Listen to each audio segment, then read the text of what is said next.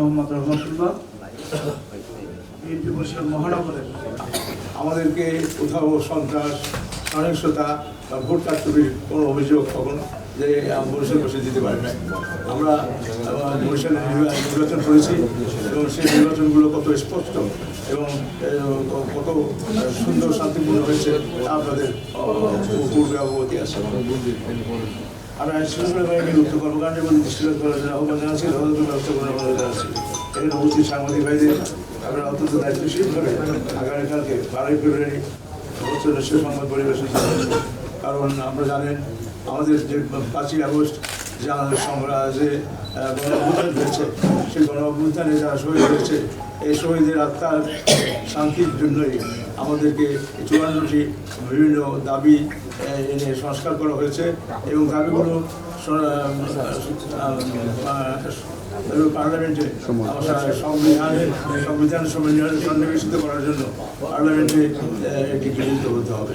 সেই জন্যই আমাদের সাধারণ ভোটের সাথে সংসদ নির্বাচনের ভোটের সাথে আমাদেরকে একটি গণভোটের আমাদের দেওয়ার জন্য আমরা ব্যবস্থা করেছি এবং সেই জন্য অন্তর্বর্তীকালীন সরকার এটার জন্য রাজনীতিবিদদের সাথে কথা হয়েছে এবং রাজনীতিবিদরা এটা গ্রহণ করেছে এবং আমি মনে করি ডেমোক্রেটিক বাংলাদেশে আমরা একটা নিরপেক্ষ সরকারের অধীনে ভোট চেয়েছি।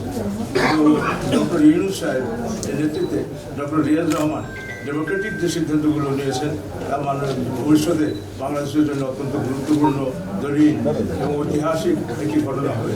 কারণ আমরা দ্বিপক্ষ বিশিষ্ট পার্লামেন্ট, তত্ত্বাবধায়ক সরকার ব্যবস্থা এবং পার্লামেন্টের 70 অনুচ্ছেদের সংশোধনী এবং 116 বিচারের পৃথক বিচারের বিষয় এবং দুজনের বিষয়গুলো প্রধানত হতে পারবেন না এবং বিরোধী দল থেকে ডেপুটি স্পিকার নেওয়া এবং বিভিন্ন সংসদীয় কমিটিতে বিভিন্ন দলের নেতাদের চেয়ারম্যান করা, এইসব বিভিন্ন বিষয় নিয়ে যে আমাদের পূর্বে যে দাবি ছিল, এই দাবিগুলো অন্তর্বর্তীকালীন সরকার সন্নিবেশিত করেছে এবং আমি দেখলাম যে ডক্টর ইউনূসের নেতৃত্বে এই বিষয়গুলো অত্যন্ত গুরুত্বপূর্ণভাবে গ্রহণ করেছে।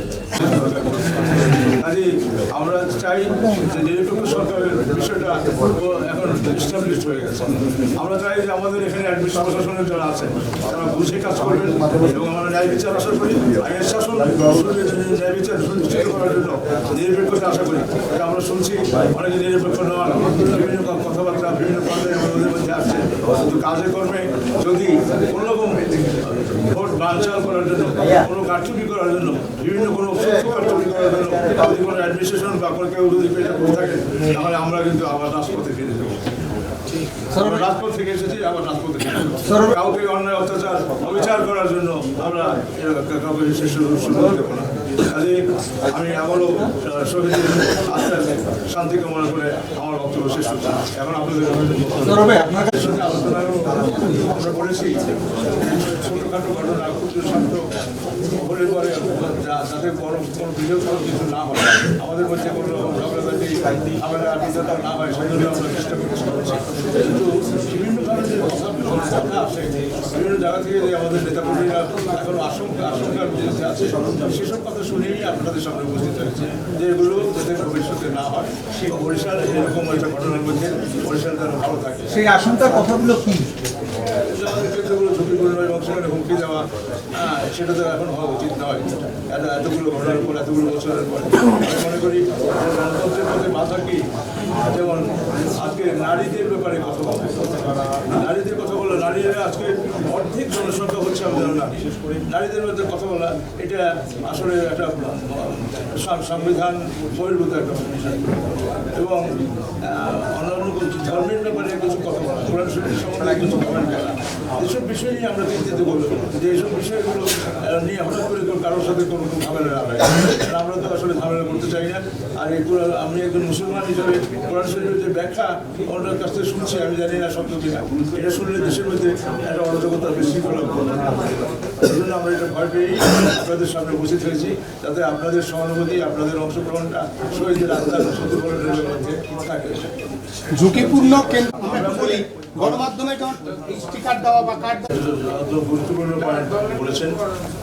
আজকে কার্ড দেওয়ার ব্যাপারে বা বিভিন্ন ব্যাপারে আমরা শুনছি এবং অফিসের মধ্যে কাজ শুনছি, সেসব সত্য কিনা জানি না। এটি যদি আগামী দিন ভোটের কারণে তারা যদি যেহেতু প্রশাসনের দায়িত্ব আশা করি তারা যদি এটা না করে তাহলে আপনাদের মাধ্যমেই আমি বললাম তারা দায়ী থাকবে এবং আমরা বিষয়টি ধারণ করবো। জানেন বাংলাদেশে 2014, 2018 বা 2024 বাংলাদেশে যে ঘটনা ঘটছে এবং এখনও যদি আমরা বাংলাদেশে আমরা যদি চিন্তা করি এই প্রশাসনের আন্ডারেই হচ্ছে, সব সংস্কার হচ্ছে কিন্তু প্রশাসনের পরিবর্তন হয়নি। সেজন্যই আমাদের মধ্যে কিছুটা চিন্তা ভাবনা আসে যে তারা যদি বিপদগামী হয় তাহলে দেশের সার্বভৌমত্ব নিয়ে প্রশ্ন করবে, সেটা তারা তাদের জায়গায় থাকতে পারবে। আমাদেরকে সাথে নিয়ে যেভাবে আগে বলেছিলাম এই শহরে দখল হবে না, এই শহরে সন্ত্রাস হবে না, চাঁদাবাজি হবে না এবং মন্দির দখল মুক্ত করে দিয়েছি 3-4টি এবং অনেক বাড়িঘর জোসেফ গোরস্তানের তার বাড়িঘর তারে উচ্ছেদ করে শস্য করে দিছে। আমি তাকে খুঁজে আনি তো ওখানে আমি ঢাউতলার পুঁতির বাড়ি দখল করেছি, আমি আর্মিরা দখল হয়েছে সেটা দখল মুক্ত করে দিয়েছি, আমি চাউলপট্টিতে দখল মুক্ত করেছি। বিভিন্ন জায়গায় আমি এটা করতে দেইনি। আপনারা আমার সাথে থাকলে আগামী দিনে সন্ত্রাস মুক্ত, মাদক মুক্ত এবং সুন্দর বরিশালের বিষয়টি ইনশাআল্লাহ আমি মনে রাখছি। দাদু আপনি ঠাকুরগাঁও এরকম আশঙ্কা আমি 26 নম্বরে আজকে শুনেছি কিছু ঘরে টাকা দিচ্ছে এবং এটার প্রমাণ নেওয়ার জন্য আমি চেষ্টা করছি। মোহাম্মদ রহমতুল্লাহ মহানগরের